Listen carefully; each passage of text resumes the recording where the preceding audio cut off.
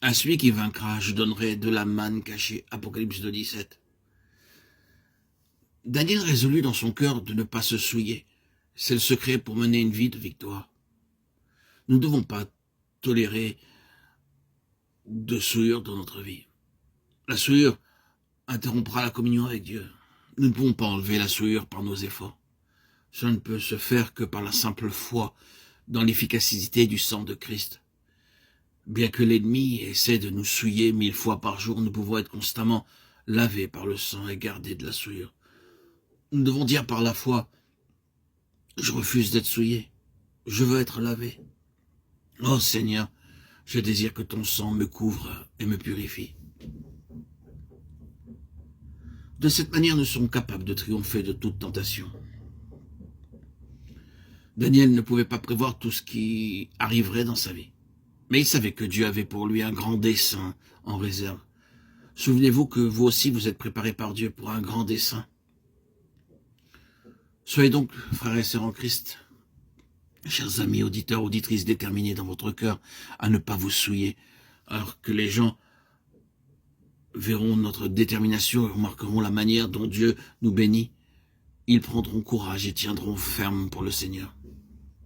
Nous voyons aussi que Daniel était prêt à ne manger que des légumes. Lui et ses 3 amis savaient que par la foi, il serait en meilleure santé et plus fort que les autres jeunes hommes. Nous devons demander par la foi, tout comme Daniel et ses compagnons demandèrent et crurent, qu'il recevrait de Dieu plus de force et de sagesse que tous les autres jeunes hommes. Et la femme s'enfuit dans le désert où elle avait un lieu préparé pour Dieu afin qu'elle y fut nourrie pendant 1260 jours. Apocalypse 12,6. Il arrivera dans les derniers jours que seuls ceux qui auront la marque de la bête ou le chiffre de son nom sur leur front ou leur main droite pourront acheter ou vendre. En ce jour-là, Dieu nourrira son peuple dans un désert comme il le fit pour Élie. Élie demeura fort parce qu'il mangea la nourriture que Dieu lui donna. Ainsi, quelle que soit la nourriture que Dieu donnera à son peuple dans les jours de la faim, elle suffira pour leur santé et pour leur force. Ils refuseront de se prosterner devant le diable, de mentir et de prononcer de fausses déclarations en dépit des contraintes.